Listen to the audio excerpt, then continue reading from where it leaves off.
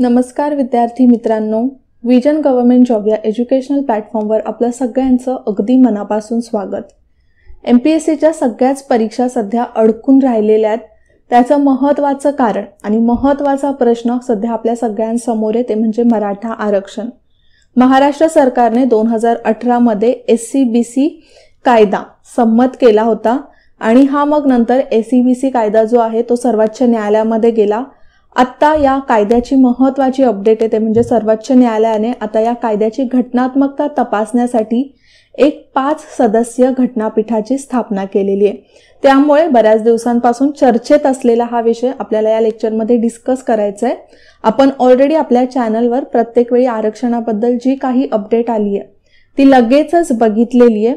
सध्याची आरक्षणाची अपडेट म्हणजे हीच आहे की सुप्रीम कोर्टाने आरक्षणाच्या घटनात्मकतेसाठी म्हणजे हा जो कायदा आहे तो घटनाबाह्य आहे की घटनेच्या तरतुदींच्या विरोधात जातोय हे तपासण्यासाठी अशा घटनापीठाची स्थापना केलेली आहे. घटनापीठ म्हणजेच काय तर कॉन्स्टिट्यूशनल बेंच. ठीक आहे, हे लेक्चर एक स्पेशल लेक्चर आहे मराठा आरक्षणावर. लोकसत्तामध्ये एक छान असं आर्टिकल आलेलं पूर्ण आरक्षणाबद्दलचा जो इतिहास आहे आपल्या महाराष्ट्रातला तो एकदम डिटेलमध्ये सांगितलेला आहे. तर मग मला सुद्धा वाटलं की हे जे लेक्चर आहे किंवा हा जो टॉपिक आहे तो डिटेलमध्ये तुम्हाला पण समजलाच पाहिजे. आरक्षणाशी संबंधित एक एक पॉइंट लेक्चरमध्ये नीट कव्हर करायचं आहे आपल्याला. लेक्चर शेवटपर्यंत नीट लक्ष देऊन बघा, बरंच इन्फॉर्मेटिव्ह आहे. आणि या लेक्चरची PDF तुम्हाला विजन गव्हर्नमेंट जॉबच्या टेलिग्राम चॅनलवर मिळेल. तसंच तुम्ही याचं ऑडिओ लेक्चर सुद्धा डाउनलोड करू शकता. त्याचप्रमाणे क्वेश्चन आन्सर रिव्हिजनचे न्यू कोर्सेस आता विजन स्टडीवर सुरू झालेले आहेत. तर असे 135+ क्वालिटी लेक्चर्स आहेत. Question answer proper revision lectures. जर तुम्हाला क्वेश्चन आन्सर थ्रू रिव्हिजन करायची असेल, तुम्ही जो काय अभ्यास केलाय तो तुमचा कशा प्रकारे झालाय तो तपासायचा असेल तर नक्कीच तुम्ही या रिव्हिजन बॅचेसना ऍडमिशन घेऊ शकता.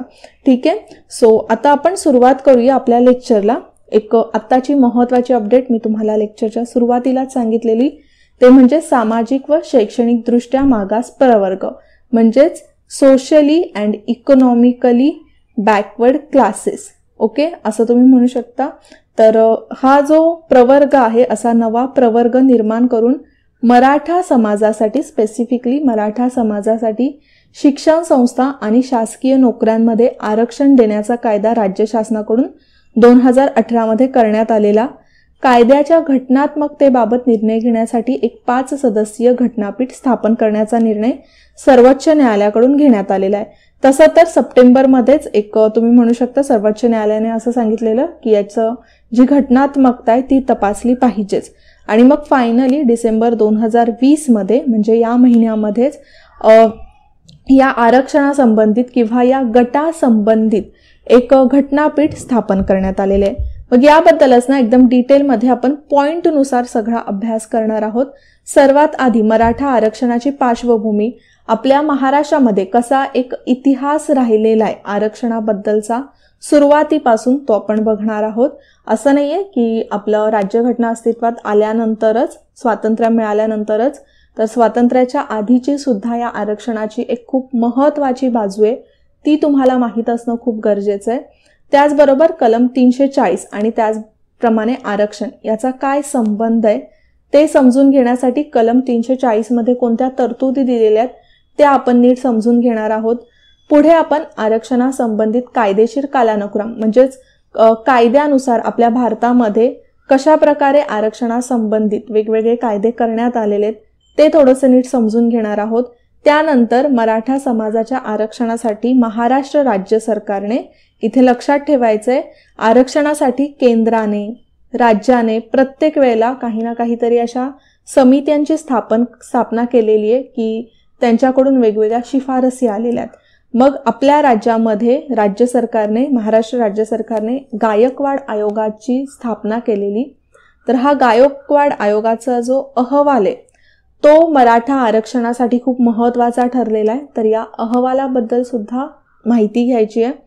त्यानंतर राज्य शासनाला आरक्षणासंबंधी काय अधिकार आहेत ते आपण बघणार आहोत. त्याचप्रमाणे आरक्षणासंबंधी घटनेत कोणत्या तरतुदी आहेत का, आणि महत्त्वाचं म्हणजे आरक्षणासाठी आपल्या घटनेमध्ये अनेक वेळा दुरुस्त्या सुद्धा करण्यात आलेल्या आहेत. तर त्या दुरुस्त्या कोणत्या आहेत ना, त्या सुद्धा आपण नीट समजून घेणार आहोत. म्हणजेच ओव्हरऑल जरी आता इथे आपण मराठा आरक्षणाचा अभ्यास करतोय, पण राज्यघटना आणि आरक्षण या दोघांचा काय संबंध आहे, एकदम टोटल डीप मध्ये आपण याचा अभ्यास करणार आहोत. ठीक आहे, तर नीट लक्ष देऊन लेक्चर बघा पुढे. परीक्षेसाठी तर तुम्हाला हे लेक्चर महत्त्वाचं असणारच आहे, पण त्याचबरोबर तुम्हाला आरक्षणासंबंधी एक प्रॉपर इन डिटेल माहिती असली पाहिजे. जर तुम्हाला कोणी येऊन विचारलं की आरक्षणासंबंधी काय आहे, तर एक ओव्हरऑल नॉलेज असलं पाहिजे. तुम्ही MPSCचा अभ्यास करताय, राज्यसेवेचा अभ्यास करताय, तर या सगळ्या गोष्टी तुम्हाला माहीत असणं गरजेचंच आहे. मग सुरुवातीलाच आपण बघूया की मराठा आरक्षणाबद्दल आपल्या महाराष्ट्रामध्ये कसा एक ऐतिहासिक बॅकग्राऊंड राहिलेला आहे, कशी ही पार्श्वभूमी राहिलेली आहे. एकदम सुरुवातीलाच इनफॅक्ट आपल्या स्वातंत्र्याच्या आधीच 1902 मध्ये छत्रपती शाहू महाराज हे कोल्हापूरचे संस्थानिक होते. कोल्हापूर संस्थान त्यांचं होतं. मग त्यांनी काय केलेलं की त्यांच्या स्वतःच्या संस्थानासाठी मागास प्रवर्गासाठी आरक्षणाची तरतूद केलेली. जर छत्रपती शाहू महाराजांबद्दल तुम्हाला माहिती असेल तर ही गोष्ट सुद्धा माहिती असली पाहिजे की त्यांनी अनुसूचित जाती, अनुसूचित जमाती किंवा दलितांसाठी खूप जास्त काम केलेलं. त्यांच्यासाठी वेगळी वेगळी वसतिगृह, वेगळ्या अशा कॉलेजेसची स्थापना, शाळांची स्थापना केली होती. मग त्याचप्रमाणे त्यांनी बॅकवर्ड क्लासेस साठी सुद्धा आरक्षणाची तरतूद केलेली. आणि त्या तरतुदीमध्ये म्हणजे ज्यावेळेला त्यांनी हे बॅकवर्ड क्लासेस किंवा मागास प्रवर्गची तरतूद केलेली, त्यावेळी या प्रवर्गामध्ये मराठा समाजाचा सुद्धा समावेश होता. इथे ही गोष्ट खूप महत्त्वाची ठरते. म्हणजे सुरुवातीला जेव्हा शाहू महाराजांनी कोल्हापूर संस्थानामध्ये मागास क्लासेस, बॅकवर्ड क्लासेसची तरतूद केलेली, त्यावेळी मराठा समाजाचा त्यामध्ये समावेश होता. पुढे जाऊन 1942 मध्ये फक्त मुंबई प्रांतासाठी जेव्हा मागास प्रवर्गाची यादी तयार केली गेली ना, कधी झाले हे तर 1942 मध्ये, त्यावेळेला सुद्धा मराठा समाजाचा त्या यादीमध्ये समावेश होता. पण मग पुढे 1950 मध्ये केंद्र शासनाचं जे इतर मागास प्रवर्ग म्हणजेच अदर बॅकवर्ड क्लासेस ही जी यादी आली, त्या यादीमध्ये मराठा समाजाचा समावेश नव्हता. आता त्यावेळेला मराठा समाजाचा समावेश का करण्यात आला नाही, तर त्याची महत्त्वाची एक बाजू म्हणजे मराठा समाज त्यावेळेला बॅकवर्ड मानला गेला नाही. त्यावेळेला मराठा समाजाची परिस्थिती एक प्रकारे चांगली आहे असं मानलं गेलं. आणि म्हणूनच 1950 मध्ये ज्यावेळेला आपला कायदा आला आणि 1950 मध्ये ही लिस्ट तयार करण्यात आली, त्यावेळेला मराठा समाजाचा समावेश बॅकवर्ड क्लासेसमध्ये करण्यात आला नाही. आता इथपासून ॲक्च्युअल प्रवास सुरू होतो. तर सुरुवातीला आपल्या कलम 340 मध्ये सांगण्यातच आलेले, कलम 340 आपण पुढे बघूयाच. तर बॅकवर्ड क्लासेससाठी त्यांचा अभ्यास करण्यासाठी एखाद्या समितीची स्थापना केली जाऊ शकते असा राष्ट्रपतींना अधिकार देण्यात आलाय. आणि त्यानुसारच राष्ट्रपतींनी काका कालेलकर समितीची स्थापना केलेली. त्यानंतर 1980 मध्ये मंडल आयोगाची स्थापना केलेली. मंडल आयोगाच्या ज्या शिफारशी आहेत त्या VP सिंग सरकारच्या काळामध्ये म्हणजेच 1990 मध्ये लागू करण्यात आल्या. ओके, मग मंडल आयोगाचा अहवाल हा अनुसूचित जाती, अनुसूचित जमाती यांच्या आरक्षणासाठी ना खूपच महत्त्वाचा मानला जातो. त्यावेळी काय केलं तर त्यांच्या अहवालानुसार देशातील जे सामाजिक आणि शैक्षणिक दृष्ट्या मागास वर्ग आहे, लक्षात ठेवायचे, सामाजिक आणि शैक्षणिक दृष्ट्या मागास प्रवर्ग, यामध्ये एकूण 3743 जाती आणि जमातींचा समावेश होता. पण त्यामध्ये मराठा समाजाचा समावेश नव्हता. आता इथे बऱ्याच वेळेला ना मंडल आयोगाची जे शिफारशी होत्या किंवा जो अहवाल होता ना, त्याच्या बऱ्याच वेळेला त्याच्यावर टीका केली जाते. आता टीका केली जाते त्याचं कारण म्हणजे काय, तर मंडल आयोगाने महाराष्ट्रातील मराठा समाजाची नेमकी परिस्थिती कशी आहे ना ते तपासलंच नाही अशी ती टीका असते. तर का, तर बघा, या आधी ब्रिटिशांनी काय केलेलं तर 1931 मध्ये जातीनिहाय जनगणनेचा आधार घेतला होता. आणि ज्या वेळेला हा आधार घेतलेला त्यावेळेला ब्रिटिशांनी ती जनगणना फक्त एक कर वसुलीच्या हेतूने बघितली होती. राईट, मेन ब्रिटिशांचा हेतू काय होता, भारतातला खूप सारा कर वसूल करायचंय, तिथून सारा कलेक्ट करायचा आहे. मग जेव्हा कर वसूल करण्याच्या हेतूने त्यांनी जनगणना केली, जातीनिहाय जनगणना केली, तर त्यांनी 3 वर्गवारे केल्या, ब्राह्मण, मध्यमवर्गीय हिंदू आणि अस्पृश्य. ओके, मग मराठा समाज हा त्यावेळेला मध्यमवर्गीय हिंदू यामध्ये गृहीत करण्यात आलेला, राईट. मग त्या आधारे या समाजाला एक पुढारलेला किंवा सोशली एक चांगला समाज मानला गेला, तो बॅकवर्ड नाही असं मानलं गेलं. मग मंडल आयोगावर बऱ्याचशा मोठमोठ्या ॲडव्होकेट्स कडून सुद्धा असा आरोप लावला जातो की ज्या वेळेला मंडल आयोगाने त्यांचा अहवाल सादर केला किंवा ते त्यांचा अभ्यास करत होते त्यावेळेला त्यांनी सद्यस्थिती जाणून घेतली नाही, जी आधीची जनगणना होती ना त्याचाच विचार केला. म्हणजे जे भाग पाडण्यात आलेले जनगणना करताना त्या 3 भागांचाच विचार केला. त्यावेळी मराठा समाजाची परिस्थिती काय आहे ते जाणून घेतलं नाही, असा आरोप बऱ्याच जणांकडून लावण्यात आलेला आहे. त्यानंतर मग जुलै 1997 मध्ये आता इथे जो मंडल आयोग होता तो केंद्राचा आयोग होता, केंद्र सरकारने स्थापन केलेला. 1997 मध्ये महाराष्ट्र राज्य सरकारने स्थापन केला खत्री आयोग. खत्री आयोगाचा महत्वाचा अभ्यास करणं काय होतं तर ते म्हणजे इंद्रसाहनी खटल्यामध्ये सर्वोच्च न्यायालयाने बरेचसे असे निर्णय दिले होते, तर त्या निर्णयाच्या आधारावर महाराष्ट्रामध्ये कशा प्रकारे आरक्षण लागू करण्यात आलं पाहिजे याच्या शिफारसी खत्री आयोगाला करायच्या होत्या. आता हा इंद्रसाहनी खटला काय आहे तर इंद्रसाहनी खटला हा मंडल आयोगाच्या ज्या शिफारसी लागू करण्यात आलेल्या 1990 मध्ये त्या शिफारशींच्या विरोधात खटला होता, म्हणून या खटल्याला इंद्रसाहनी खटला किंवा मंडल आयोग खटला असं म्हणून सुद्धा ओळखलं जातं. तर या खटल्यातील निकालामध्ये समाविष्ट निकषांच्या आधारे मागास प्रवर्गातील समावेशाची मराठा समाजाची मागणी सुद्धा अमान्य केली. आता निकषांचा अभ्यास करायचा होता. निकष तर बरेचसे सर्वोच्च न्यायालयाने दिलेले, त्यावेळेला जसं 27% आरक्षण मान्य करण्यात आलेलं, ओबीसींसाठीचं आरक्षण मान्य करण्यात आलेलं, राईट. तर त्यावेळेला काय केलं की खत्री आयोगाने सुद्धा काय सांगितलं की मराठा समाजाची जी आरक्षणाची मागणी आहे किंवा मागास प्रवर्गातली जी मागणी आहे ती अमान्य करण्यात आली. फक्त एकच गोष्टीला तिथे स्थान देण्यात आलं, ते म्हणजे कुणबी मराठा किंवा मराठा कुणबी म्हणून सुद्धा त्याला म्हटलं जातं. तर या कुणबी समाजातील उपजातीस म्हणजे मराठा समाजातलीच ही एक उपजाते, तर फक्त या उपजातीलाच मागास प्रवर्गात स्थान देण्यात आलं. बाकीचा जो इतर मराठा समाज होता त्याला मागास प्रवर्गामध्ये म्हणजेच बॅकवर्ड क्लासेसमध्ये स्थान देण्यात आलं नाही. ओके, तर इथे एकतर झाला मंडल आयोगाचा अहवाल, त्याच्यामध्ये सुद्धा मराठांना या यादीमध्ये समावेश नव्हता. त्यानंतर आला खत्री आयोगाचा अहवाल, त्यानुसार सुद्धा मराठा समाजाला या यादीमध्ये समावेश नव्हता. पुढे मग आता फेब्रुवारी 2000 मध्ये राष्ट्रीय मागासवर्गीय आयोगाकडून कुणबी समाजाशी समानार्थी म्हणून मराठा समाजाचा मागास प्रवर्गामध्ये समावेश करण्याची मागणी अमान्य करण्यात आली. ओके, तर अजून तरी ही मागणी जी आहे मराठा समाजाला बॅकवर्ड क्लासेसमध्ये ऍड करण्याची ती अमान्यच होते. पुढे नंतर 2008 मध्ये बापट आयोगाचा सुद्धा अहवाल आला. बापट आयोगाला सुद्धा यावर अभ्यास करायचा होता. त्यांनी सुद्धा मराठा समाजाला मागास प्रवर्गामध्ये स्थान न देण्याची शिफारस केली. म्हणजे बघा इथे मंडल आयोग आलं, त्यानंतर खत्री आयोग आलं, त्यानंतर राष्ट्रीय मागासवर्ग आयोग आलं, आता बापट आयोग सुद्धा आलं. तर या सगळ्यांनी मराठा समाजाला मागास प्रवर्गामध्ये स्थान न देण्याची शिफारस केलेली आहे. पुढे मग आता इथपर्यंत तर आपण बघितलं की 2008 पर्यंत तरी मराठा समाजाला अजून तरी मागास प्रवर्गामध्ये स्थान मिळालेलं नाहीये. मग पुढे ना वेगळे वेगळे असे कायदे करण्यात आलेले, तर ते कायद्याचे कालानुक्रम कसे ते आपण एकदा बघून घेऊया. मग आता 2008 पर्यंत हे तर सगळं झालं. पुढे 2014 मध्ये 9 जुलै 2014ला महाराष्ट्राच्या राज्यपालांनी एक महत्वाचा अध्यादेश काढला. महाराष्ट्र शासनाचा शैक्षणिक व सामाजिक दृष्ट्या मागास प्रवर्गासाठीचा अध्यादेश होता, ते म्हणजे ESBC. ओके, म्हणजेच educational and socially backward classes, तर यांच्या आरक्षणासाठीचा हा अध्यादेश होता. पण हा अध्यादेश डिसेंबर आणि नोव्हेंबर 2014 मध्ये सुरुवातीला उच्च न्यायालयाने म्हणजे जे बॉम्बेचं हायकोर्ट आहे त्या मुंबई उच्च न्यायालयाकडून, त्यानंतर सर्वोच्च न्यायालयाकडून स्थगिती आणण्यात आली. म्हणजे या आरक्षणावर स्टे आणण्यात आला. म्हणजे इथे तुम्हाला लक्षात ठेवायचंय की सुरुवातीला हे आरक्षण कधी आलेलं 2014 मध्ये, पण 2014 मध्येच त्याच्यावर स्टे लावण्यात आला. त्यानंतर पुढे मग उगवलं जानेवारी 2015 आणि महाराष्ट्र शासनाकडून मग आता हे अध्यादेश आहे, तर अध्यादेश तर स्टे मध्ये गेला, राईट.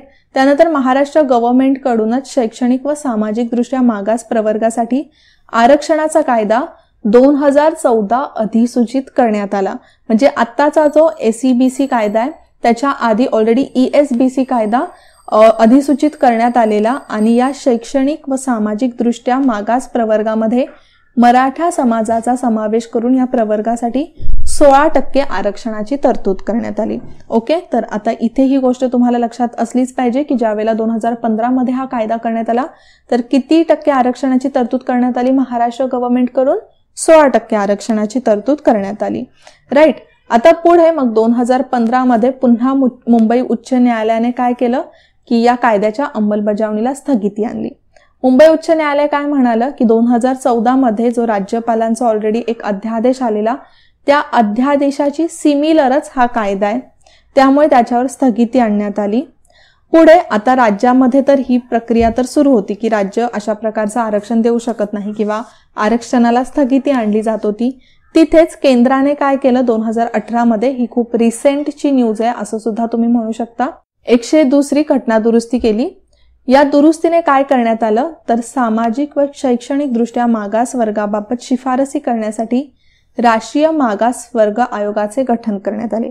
आता तसं तर राष्ट्रीय मागासवर्गीय आयोग आधीच स्थापन करण्यात आलेलं, फक्त या घटना दुरुस्तीने या आयोगाला घटनात्मक दर्जा देण्यात आला.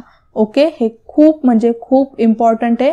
आधी जे राष्ट्रीय मागासवर्गीय आयोग होतं त्याला फक्त एक वैधानिक दर्जा होता, फक्त एका कायद्याने या आयोगाची स्थापना करण्यात आलेली, पण मग पुढे 2018 मध्ये याला एक घटनात्मक दर्जा देण्यात आला आणि एखादे राज्य अथवा केंद्रशासित प्रदेशामध्ये एखाद्या प्रवर्गात सामाजिक आणि शैक्षणिक दृष्ट्या मागास घोषित करण्याचा अधिकार कोणाला देण्यात आला? राष्ट्रपतींना.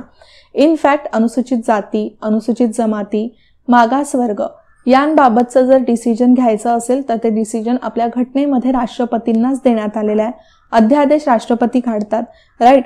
मग आता या घटना दुरुस्तीने ज्या वेळेला राष्ट्रीय मागासवर्ग आयोगाला घटनात्मक दर्जा देण्यात आला तर या घटना दुरुस्तीने राष्ट्रपतींनाच अधिकार देण्यात आला की एखादा वर्ग, एखादी कास्ट ही मागासवर्गीय आहे की नाही किंवा मागासवर्गीयमध्ये त्यांचा समावेश करण्यासाठी राष्ट्रपतींना तो अधिकार देण्यात आला. ठीक आहे. मग आता पुढे काय झालं?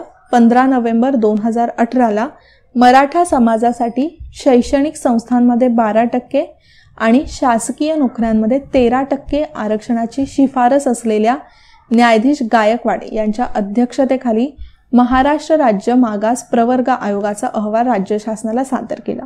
आता इथे हा आयोग खूप महत्त्वाचा आहे, गायकवाड आयोग. या आयोगाची स्थापना कोणी केलेली तर महाराष्ट्र राज्य सरकारने केलेली आणि या आयोगाने काय शिफारसी केल्या की मराठा समाजाला आरक्षण तर देण्यात आलं पाहिजे, शैक्षणिक संस्थांमध्ये 12% आणि शासकीय म्हणजेच सरकारी नोकऱ्यांमध्ये 13% आरक्षण देण्यात आलं पाहिजे.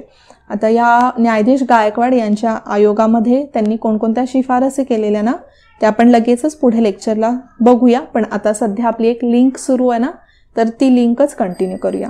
मग पुढे 13 नोव्हेंबर 2018 या शिफारसीवरूनच राज्य शासनाकडून सामाजिक व शैक्षणिक दृष्ट्या मागास प्रवर्ग म्हणजे बघा 2018 मध्ये इथे केंद्राने ऑगस्ट 2018 मध्ये इथे केंद्राने SEBC या वर्गाबाबत शिफारसी करण्यासाठी मागासवर्गीय आयोगाची स्थापना केली किंवा घटनात्मक दर्जा दिला.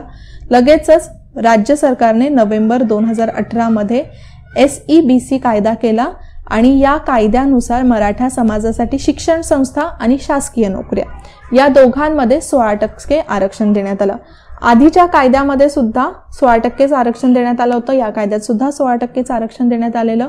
पण जर आपण गायकवाड आयोगाची शिफारस बघितली तर त्यांनी 12 आणि 13 असं त्यांनी एक वेगवेगळ्या अटी ठेवलेल्या किंवा वेगळ्या शिफारसी ठेवलेल्या, पण दोघींकडे इथे राज्य सरकारने काय केलं तर 16% आरक्षण ठेवलं. ओके. सो आता इथपर्यंत आपण एक जी प्रॉपर प्रोसिजर आहे कशा प्रकारे महाराष्ट्रामध्ये मराठा आरक्षणाची ती बघतोय. महत्त्वाचे लक्षात ठेवा, थोडंसं असं स्टोरीजच्या स्वरूपात मध्ये सुद्धा जर तुम्ही लक्षात ठेवला ना तरी सुद्धा लक्षात राहील. लेक्चर थोडंसं मोठं होणारच आहे कारण की बऱ्याचशा गोष्टी आपल्याला लेक्चरमध्ये समजून घ्यायच्या आहेत. त्यानंतर मग आला जुलै 2019 मध्ये सर्वोच्च न्यायालयाकडून या आरक्षणाला स्थगिती करण्यात आली. आता जर आपण इथे बघायला गेलो ना तर फक्त हा आरक्षण लागू नाही केलाय, डिरेक्टली एक नवीन समाज या कायद्याने एक नवीन समाजच तयार केलाय असं सुद्धा आपण म्हणू शकतो. राईट. मग काय केलं इथे सर्वोच्च न्यायालयाने स्थगिती आणली. पुढे सप्टेंबर 2020 मध्ये आता 2019 पासून कंटिन्यू स्टे तर आहेच या कायद्यावर, डेट्स येत आहेत, न्यायालयाचा काही ना काहीतरी निकाल येतोय पण निकाल तो अजून पूर्ण होतच नाहीये आणि त्यामुळे एक्झामसाठी तुम्हाला वेट करावं लागतंय.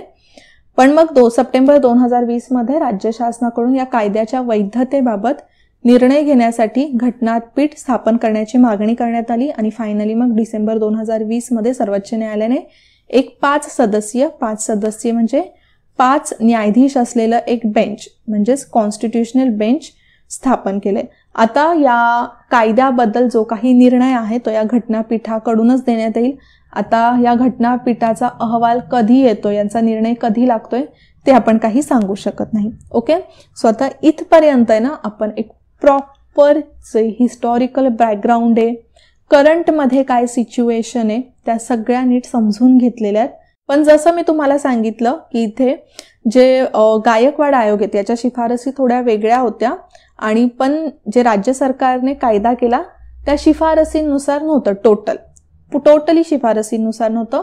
पण काही शिफारसी ज्या त्यांच्या आहेत त्या खूप महत्त्वाच्या आहेत, ज्या तुम्हाला परीक्षेला जर मल्टीलायनरमध्ये विचारलं गेलं तर नक्कीच तुम्हाला त्याचं आन्सर आलं पाहिजे. मग गायकवाड आयोगाच्या अहवालातली जी आकडेवारी आहे ना ती खूप महत्त्वाची आहे. ही आकडेवारी असं सांगते की मराठा समाजाला आरक्षण देण्यात आलं पाहिजे आणि काही अशी आकडेवारी आहे की ती सांगते की मराठा समाजाला आरक्षण देण्यात आलं नाही पाहिजे. तर या दोन्ही आकडेवारी आपण एकदा समजून घेऊया म्हणजे तुम्हाला समजेल. एक म्हणजे पहिल्याच त्यांच्या डेटामध्ये असं आहे की सामाजिक आणि आर्थिक मागासलेपणा म्हणजे मराठा समाजामध्ये जर आपण बघितलं तर सोशली किंवा इकॉनॉमिकली ते किती बॅकवर्ड आहेत त्याचा एक प्रॉपर डेटा त्यांनी दिलेला आहे. त्यामध्ये त्यांनी काय सांगितलंय की मराठा समाजातील 70% कुटुंबाकडे कच्ची घर आहेत म्हणजे फक्त 30% कुटुंबाकडे पक्की घर आहेत असं तुम्ही म्हणू शकता आणि 70% म्हणजे मोठाच आकडा झाला. त्यानंतर केवळ 36% कुटुंबाकडे पाण्याची नळ जोडणी आहे. आता हे प्रॉपर फक्त मराठा समाजाचीच आकडेवारी आहे, हे तुम्ही लक्षात ठेवा. त्यानंतर 77% कुटुंबे ही शेती व संबंधित श्रमिक रोजगारामध्ये गुंतलेली आहेत. तर हे पण तुम्हाला लक्षात ठेवायचे, मराठा समाजाचे बरेचसे असं लोकसंख्या आहे की जी शेती किंवा शेतीशी संबंधित जे इतर रोजगार आहेत त्याच्यात गुंतलेले आहेत आणि 89% महिला घरातील कामानंतर कष्टाची कामे करून कमाई करतात. ओके, म्हणजे घरातलं काम करून इतर कष्टाची कामं करतात आणि कमाई करतात आणि हा आकडा सुद्धा खूप मोठा आहे. त्याचप्रमाणे दारिद्र्य रेषेखालील मराठा कुटुंबाचे प्रमाण 37%. आता हे 37% पूर्ण आपण बघितलं तर नॅशनल वाईज आहे, पूर्ण देशामध्ये जेवढे मराठा समाजाची लोक राहतात तर त्यातले 37% लोक हे दारिद्र्य रेषेखाली राहतात आणि जर राज्याचं प्रमाण आपण बघितलं तर 24%. त्याचप्रमाणे 93% मराठा कुटुंबाचे वार्षिक उत्पन्न हे 1 लाख रुपये वा त्यापेक्षा कमी आहे. म्हणजेच इथे जर आपण बघितलं तर इकॉनॉमिकली मराठा समाजामधले बऱ्याचशा कुटुंबांचं उत्पन्न हे बरंचसं कमी आहे, 1 लाख किंवा त्यापेक्षा खाली आहे आणि यामध्ये 93% मराठा समाजातली लोक येतात. त्याचप्रमाणे शैक्षणिक मागासलेपणा जर आपण बघितला तर निरक्षर लोकसंख्या यामध्ये 13%, प्राथमिक शिक्षण 35% लोकांना मिळालेलं आहे आणि त्याचप्रमाणे जर आपण बघितलं तर पदवी शिक्षण प्राप्त लोकसंख्या फक्त यामध्ये 7%च आहे आणि पदवीनंतर म्हणजे तुम्ही PhD वगैरे म्हणू शकता तर यामध्ये पदव्युत्तर शिक्षण प्राप्त लोकसंख्या फक्त 0.77% एवढंच आहे. म्हणजे शैक्षणिक मागासलेपणा सुद्धा समाजामध्ये भरपूर आढळून येतोय. ओके, या आयोगाने ही जी आकडेवारी आपल्याला दिलेली आहे ना त्याच्यावरून आपल्याला काय समजतंय की मराठा समाजाला आरक्षण जे देण्यात आलेलं आहे ते एकदम योग्य आहे. पण आयोगाने त्याचप्रमाणे आरक्षणाच्या विरोधात सुद्धा काही आकडेवारी सांगितलेली आहे, ती सुद्धा महत्वाची आहे की कशा प्रकारे हे आरक्षण चुकीचं असू शकतं.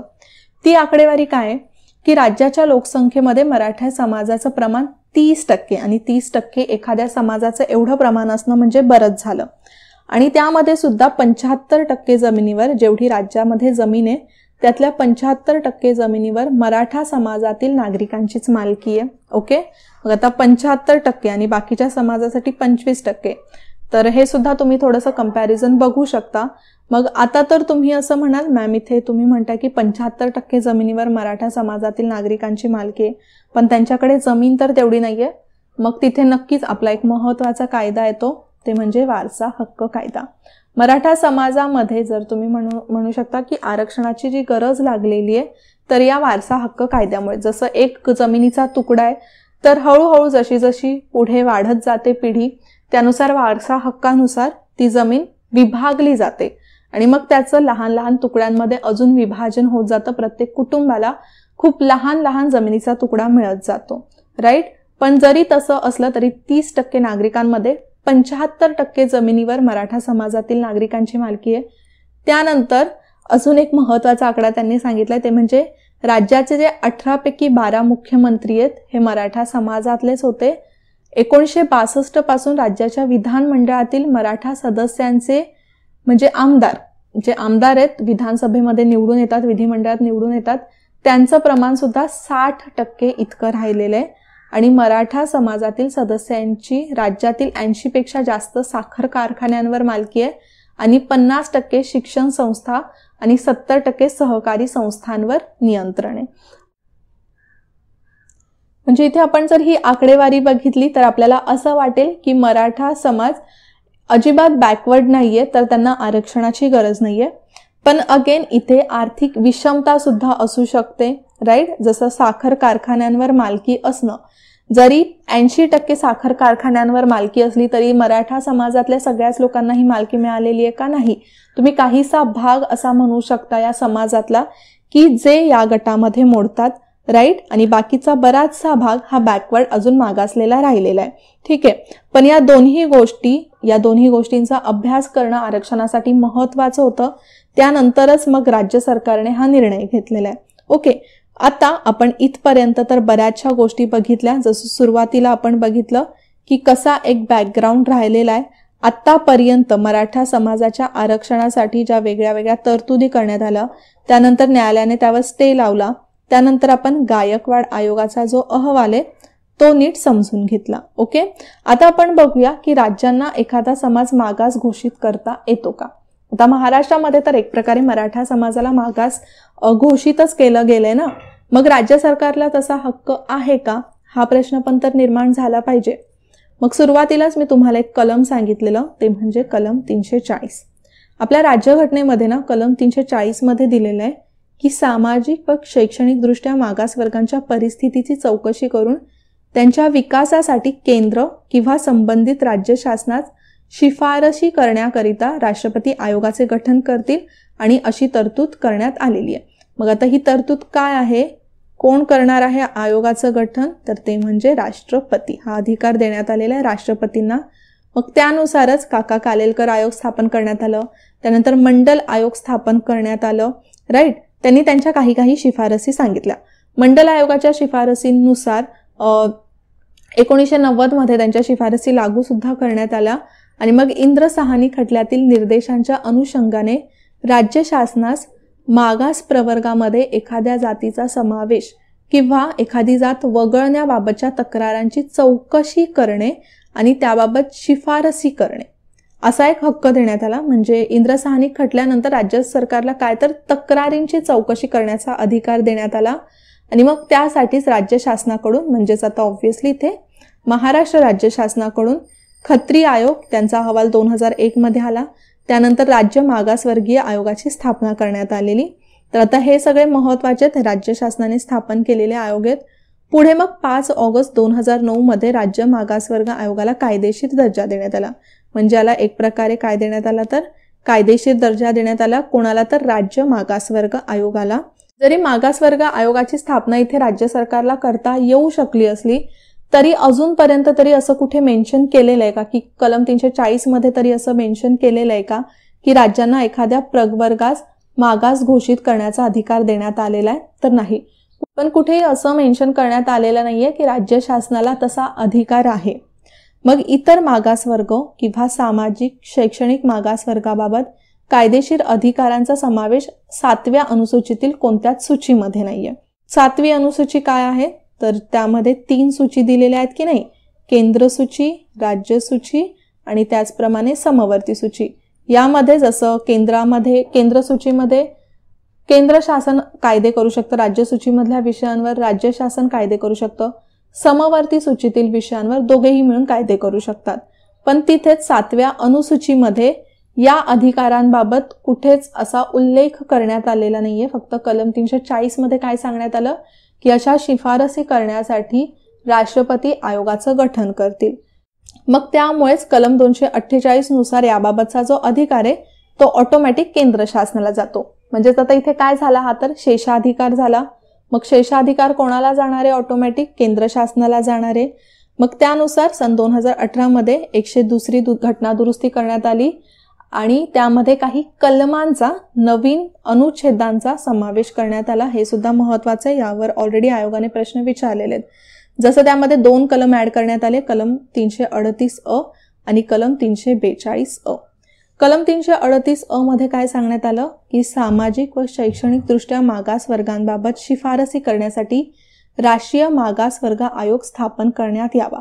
म्हणजेच कलम 338 नुसार राष्ट्रीय मागास वर्ग आयोगाला कॉन्स्टिट्यूशनल दर्जा मिळाला. एक काय झालं, ही तर घटनात्मक संस्था झाली. अनुच्छेद 342 मध्ये काय सांगण्यात आलं की एखादे राज्य अथवा केंद्रशासित प्रदेशामध्ये एखाद्या प्रवर्गास सामाजिक व शैक्षणिक दृष्ट्या मागास घोषित करण्याचे अधिकार राष्ट्रपतीला प्रदान करण्यात आले. ओके, हे आपण ऑलरेडी बघितलंय. आय नो काही गोष्टी डबल येत आहेत, रिपीट येत आहेत, पण तेवढंच तुम्हाला ते लक्षात ठेवण्यासाठी सुद्धा महत्वाचं तर ठरणारच आहे. आणि त्याचबरोबर आपल्याला एक लिंक लागली आहे, तर या लिंकमध्ये प्रत्येक गोष्टी जर तुम्ही समजून घेतल्यात, कव्हर केल्यात ना, तरच नीट समजतील. जर आपण असं मधून अर्धवट समजलं ना, तर ते तुमच्या नीट लक्षात येणार नाही.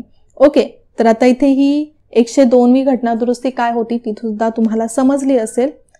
ओके, म्हणजे आता आपण ज्या सगळ्या तरतुदी बघितल्या त्या तरतुदींवरून असं एक्झॅक्टली काहीच मेन्शन करण्यात आलेलं नाहीये. म्हणूनच एखाद्या राज्याने आपल्या क्षेत्रातील शिक्षण संस्था व शासकीय नोकऱ्यांमध्ये कोणत्याही समाजाला आरक्षण देण्यासाठी त्यास मागास घोषित करणे घटनेशी सुसंगत आहे की घटनाबाह्य आहे ते ठरवणं आवश्यक आहे. ओके, म्हणजे जर समजा आता यावर कोणताही निर्णय आला ना या कायद्यावर, तर तो एक तुम्ही म्हणू शकता ऐतिहासिक निर्णय मानला जाऊ शकतो. कारण की अशा प्रकारचा प्रश्न पहिल्यांदा घटनापीठ सोडवणार आहे आणि म्हणूनच हा प्रश्न सोडवण्यासाठी घटनापीठाची स्थापना करण्यात आलेली आहे. ठीक आहे, त्यामुळेच आता या कायद्यावर जो काही निर्णय येणार आहे ना तो खूप महत्त्वाचा असणार आहे पुढे अनेक वर्षांसाठी. ओके, मग आता आपण इथपर्यंत तर बघितलं. मी एक पॉइंट झाल्यावर तुम्हाला सांगते की आपण काय काय बघितलंय, कारण की तुमच्या लक्षात राहिलं पाहिजे. थोडंसं लेक्चर मोठं होतंय, आय नो. मग आता राज्यांना आरक्षणाचा निर्णय घेण्याचा अधिकार आहे का? आपण आधी कोणता प्रश्न बघितलाय की राज्यांना एखाद्या समाजाला मागास घोषित करण्याचा अधिकार आहे का? तर तो आता मागास घोषित करण्याचा अधिकार आहे की नाही ते आपल्याला काही दिवसांनी समजणारच आहे. पण राज्यांना आरक्षणाचा निर्णय घेण्याचा अधिकार आहे का? तर त्याचं एक ओव्हरऑल आन्सर आहे ते म्हणजे हो, राज्यांना तसा अधिकार देण्यात आलेला आहे. मग त्यासाठी आपल्या घटनेमध्ये कोणकोणत्या तरतुदी आहेत ते तुम्हाला माहीत असणं गरजेचं आहे. एक म्हणजे कलम 16(4) मध्ये अशी तरतूद देण्यात आलेली आहे. कलम 16(4) आपण बघितलं तर ती कलम 16 साठीचा असलेला एक अपवाद आहे. कलम 16 आपल्याला काय सांगतं की जे काही सार्वजनिक रोजगार असेल, शासकीय नोकऱ्या असतील, त्यामध्ये सगळ्यांना समान संधी मिळाली पाहिजे. म्हणजेच कोणताही नागरिक फक्त धर्म, वंश, जात, लिंग, कुळ, जन्मस्थान, निवास यांपैकी कोणत्याही कारणावरून त्याला जी सरकारी नोकरी आहे ती नाकारता येणार नाही, अशी तरतूद आपल्याला कलम 16 मध्ये दिलेली आहे. कलम 16 काय आपलं तर फंडामेंटल राईट. ओके, या गोष्टी तुम्हाला लक्षात असल्या पाहिजे. आणि कलम 16 कशाच्या अंतर्गत आहे तर भाग 3 मध्ये आपले जे मूलभूत हक्क आहेत ते आपल्याला भाग 3 मध्ये देण्यात आलेले आहेत घटनेमध्ये. ओके, तर आता कलम 16(4) काय सांगतं की राज्यातील एखाद्या सामाजिक प्रवर्गास शासकीय नोकऱ्यांमध्ये जर पुरेसं प्रतिनिधित्व मिळत नसेल तर, जसं बघा केंद्रामध्ये केलं जातं ना, अँग्लो इंडियन समाजाला तर योग्य प्रतिनिधित्व मिळत नसेल तर राष्ट्रपती त्याची निवड करतात. तर त्यानुसारच तसंच आहे, तुम्ही म्हणू शकता जर शासकीय नोकऱ्यांमध्ये पुरेसं प्रतिनिधित्व मिळत नसलं असं जर शासनाचं मत असेल तर त्या स्पेसिफिक प्रवर्गासाठी, त्या स्पेसिफिक क्लाससाठी शासकीय नोकऱ्यांमध्ये आरक्षणाची तरतूद राज्य करू शकतं. ठीक आहे, त्यानंतर कलम 15(4) येतं. कलम 15 बेसिकली तुम्हाला आधी माहिती असलं पाहिजे. कलम 15 कशाशी संबंधित आहे ते म्हणजे जात, धर्म, वंश, लिंग, जन्मस्थान यावरून कोणामध्येही भेदभाव करता येणार नाही. ओके, मग त्यामध्ये 2 गोष्टी येतात, एक म्हणजे शासनामध्ये सुद्धा आणि दुसरं म्हणजे सार्वजनिक प्लेसेसमध्ये सुद्धा. ठीक आहे, मग त्यानुसारच आता कलम 15(4) हे सुद्धा कलम 15 साठी एक अपवाद आहे. ते म्हणजे सामाजिक व शैक्षणिक दृष्ट्या मागास प्रवर्गाच्या प्रगतीसाठी राज्यास कोणतीही विशेष तरतूद करण्याचा अधिकार देण्यात आलेला आहे. ओके, म्हणजेच आता इथे काय आहे, कलम 15(4) पण काहीतरी तसंच सांगते. त्यानंतर अजून एक महत्वाची तरतूद आहे, ते म्हणजे अनुच्छेद 15(5). 15(5) सुद्धा कलम 15ला अपवादच आहे. यामध्ये सामाजिक व शैक्षणिक दृष्ट्या मागास प्रवर्ग, अनुसूचित जाती जमातींच्या प्रगतीसाठी म्हणजे त्यांच्या उन्नतीसाठी, त्यांच्या विकासासाठी कोणत्याही खाजगी शिक्षण संस्थांसहित सर्व शिक्षण संस्थांमध्ये आरक्षणाची तरतूद करण्यात येऊ शकते आणि तशी तरतूद करण्यापासून राज्यास कलम 29 मधील तरतुदी प्रतिबंध करणार नाहीत. कलम 29(2) असं म्हणलो आपण एक्झॅक्टली तरी चालेल. कलम 29(2) काय सांगतं आपल्याला, की राज्य संस्थेकडून ज्या चालवल्या जाणाऱ्या किंवा राज्य निधीतून सहाय्य मिळणाऱ्या जी कोणती शैक्षणिक संस्था असेल त्यात कोणत्याही नागरिकांना धर्म, वंश, जात, भाषा यांपैकी कोणत्याही कारणावरून प्रवेश नाकारला जाणार नाही. ओके, मग आता इथे एक गोष्ट कॉन्ट्राडिक्ट करते की नाही कलम 15(5) नुसार. जर समजा आपण एखाद्या स्पेसिफिक मागासवर्गासाठी, अनुसूचित जाती किंवा अनुसूचित जमातीसाठी जर एखादी जागा त्या व्यक्तीला दिली तर नक्कीच दुसऱ्या व्यक्तीचा आपण म्हणू शकतो दुसऱ्या व्यक्तीसाठी ती जागा नाकारली जाते. म्हणूनच इथे दिले की कलम 29 मधील तरतुदी अशा प्रकारचा कोणताही तरतूद करण्यापासून प्रतिबंध करणार नाही. आणि स्पेसिफिकली इथे राज्य संस्था किंवा राज्यास असं मेन्शन करण्यात आलेलं आहे. मग आता राज्य संस्था किंवा राज्य असं जेव्हा मेन्शन करण्यात येतं तर तो केंद्र सुद्धा तशा प्रकारची तरतूद करू शकते आणि राज्य सुद्धा तशा प्रकारची म्हणजे घटक राज्य सुद्धा तशा प्रकारची तरतूद करू शकतं. ठीक आहे, म्हणजेच इथे घटक राज्याला आरक्षणाचा निर्णय घेण्याचा अधिकार देण्यात आलेला आहे. मग इथे घटक राज्यांना आरक्षणाचा निर्णय घेण्याचा अधिकार या 3 तरतुदींनुसार राज्यघटनेत देण्यात आलेला आहे. राईट, मग आता त्यानंतर येतं ते म्हणजे इंद्रसाहानी खटला. इंद्रसाहानी खटला एवढा महत्वाचा काय, तो कसा महत्वाचा आहे ते समजून घ्या. इंद्रसाहानी खटला जसं मंडल आयोगाच्या शिफारशींच्या विरोधात होता त्यानुसार 2 महत्वाच्या गोष्टी निघून आल्या सर्वोच्च न्यायालयाकडून. एक म्हणजे इतर मागास प्रवर्गासाठी म्हणजेच ओबीसी साठीचं जे 27% आरक्षण देण्यात आलेलं ते घटनात्मक असल्याचा निर्णय दिला सर्वोच्च न्यायालयाने. त्यानंतर या प्रवर्गातील उन्नत व प्रगत गटातील लोकांना क्रीमी लेअर आरक्षणाचा लाभ घेता येणार नाही हे स्पष्ट करण्यात आलं. ओके, म्हणजे क्रीमी लेअर एक वर्ग असेल जो वर्ग म्हणजेच याच गटातला अनुसूचित जाती मागास प्रवर्गामधला जो क्रीमी लेअर गट असेल किंवा उन्नत जास्त विकास झालेला गट असेल तर त्यांच्यासाठी आरक्षणाची तरतूद लागू होणार नाही. ओके, ज्यावेळेला आपण इतर मागास प्रवर्ग असं म्हणतोय तर त्यामध्ये सोशली आणि इकॉनॉमिकली बॅकवर्ड क्लासेस असले पाहिजेत. इकॉनॉमिकली म्हणजेच काय, तर आर्थिकदृष्ट्या त्यांची परिस्थिती चांगली नसणे. ओके, तर आता हा खटला एक महत्त्वाचा आहे की ज्यानुसार वेगवेगळ्या तरतुदी किंवा वेगवेगळे निर्णय आपल्याला बघायला मिळू शकतात. आणि इनफॅक्ट इंद्रसाहानी खटल्यामध्ये सर्वोच्च न्यायालयाने सांगितलेलं की यांचा अभ्यास करण्यासाठी एखाद्या राष्ट्रीय मागासवर्गीय आयोगाची स्थापना करण्यात आली पाहिजे. राईट, मग आता ना आपण एकदम फायनल स्टेजला आलेलो आहोत, लेक्चरच्या संपतच आलेलं आहे, एकदम छोटंसं बाकी आहे. शेवटी आपल्याला बघायचंय ते म्हणजे या संबंधित कोणकोणत्या घटना दुरुस्त्या करण्यात आलेल्या आहेत. आपल्या देशामध्ये मागासवर्गीयांसाठी किंवा आरक्षण देण्यात यावं त्यासाठी घटनेमध्येच बदल करण्यात आला. त्यानुसार मग पहिली घटना दुरुस्ती करण्यात आली ते म्हणजे 77वी घटना दुरुस्ती. 77व्या घटना दुरुस्तीने काय करण्यात आलं तर एक नवीन कलम टाकण्यात आलं, कलम 16(4)(अ). ओके, आता हे लक्षात ठेवायचे, कलम 16(4) ऑलरेडी होतच. कलम 16(4) नुसार जसं राज्य संस्था आपल्या सेवांमध्ये कोणत्याही मागास वर्गासाठी किंवा त्या मागास वर्गाचं जर पर्याप्त प्रतिनिधित्व त्या सेवांमध्ये नसेल तर त्या मागास वर्गासाठी नेमणुका किंवा पदांमध्ये जागा राखीव ठेवू शकते असं एक कलमामध्ये सांगितलेलं.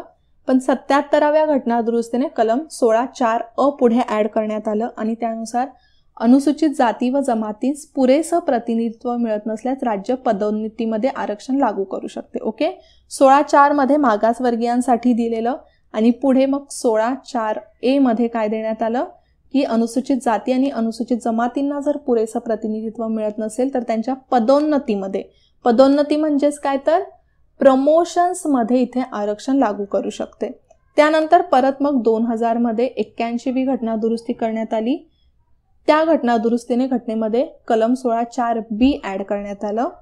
त्यानुसार काय झालं की अनुसूचित जाती आणि जमातींसाठी आरक्षित जागा भरल्या गेल्या नाहीत तर, म्हणजे समजा या वर्षी जागा पूर्ण भरल्या गेल्या नाही, समजा 30 जागा होत्या अनुसूचित जातीसाठी, राईट, त्या 30 जागा भरल्या गेल्या नाहीत तर पुढील भरतीमध्ये हा अनुशेष भरून काढला जावा. म्हणजे 30 पैकी समजा 15 जागा भरल्या नाहीत तर 15 जागा या कॅरी फॉरवर्ड होतील आणि पुढच्या वर्षीच्या 30 जागांमध्ये या ॲड होतील. म्हणजे त्या पुढच्या वर्षीला किती जागा होतील? 45 जागा. ओके, म्हणजे त्या जागा त्या वर्षीच्या म्हणजे या पुढच्या वर्षीच्या भरतीच्या पदांमध्ये मोजल्या जाऊ नयेत, त्या वेगळ्या मोजल्या जातील, राईट. तर या गोष्टी सुद्धा तुम्हाला लक्षात ठेवायचं आहे. त्यानंतर 82वी घटना दुरुस्ती इसवी सन 2000 मध्येच करण्यात आली. त्यानुसार कलम 335 मध्ये एक छोटासा पॉइंट ॲड करण्यात आला, ते म्हणजे भरतीच्या परीक्षांमध्ये तसंच पदोन्नतीसाठीच्या मूल्यमापनामध्ये अनुसूचित जाती जमातीच्या उमेदवारांसाठी गुणरेषा किंवा किमान मूल्यांकन निकष कमी करता येतील.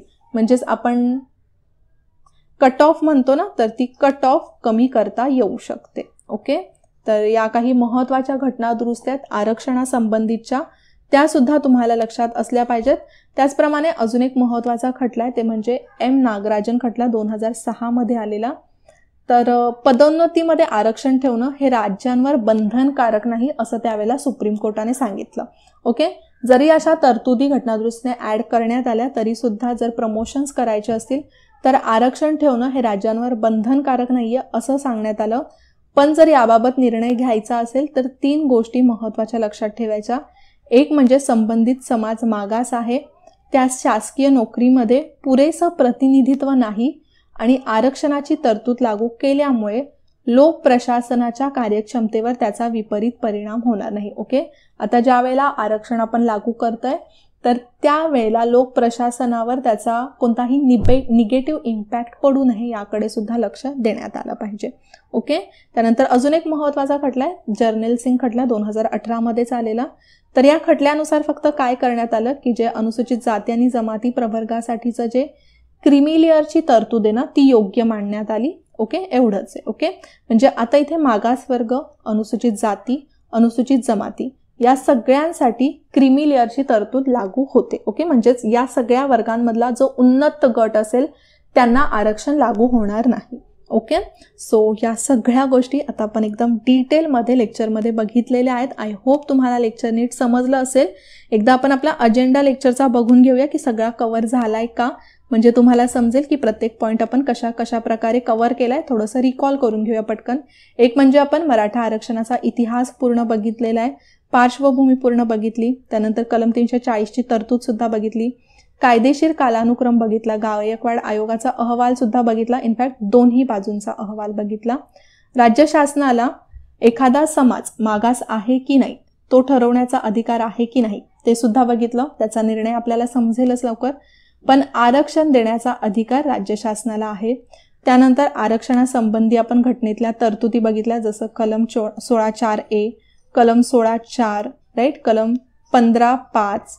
ओके, या काही तरतुदी आहेत आणि त्याचप्रमाणे महत्त्वाच्या घटना दुरुस्त्या सुद्धा बघितल्या. ओके, सो लेक्चरमध्ये आता आपण इथेच थांबूया. पुन्हा भेटूया अशाच एखाद्या इंटरेस्टिंग टॉपिक सकट. तोपर्यंत जय हिंद, जय महाराष्ट्र आणि थँक्यू.